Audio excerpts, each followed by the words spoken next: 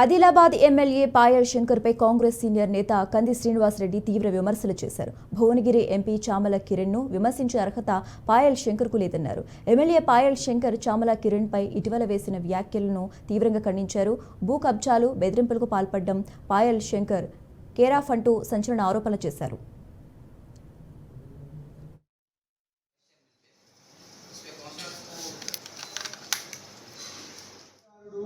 మీలాంటి అక్రమ వసూళ్లకు పాల్పడేటువంటి వ్యక్తి కాదు, గుర్తుపెట్టుకోండి.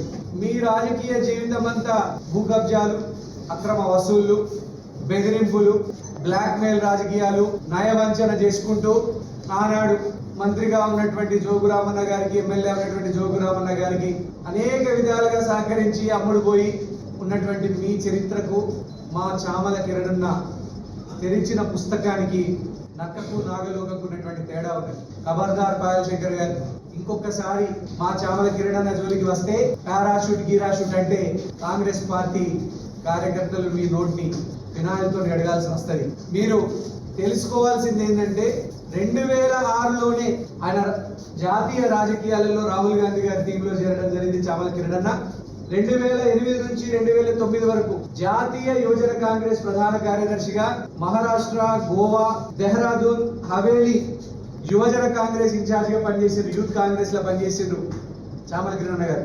2008 నుంచి 2009 వరకు మీరు ఎక్కడున్నారు? మీ స్థాయి ఏంది? మీరు మొట్టమొదటిసారిగా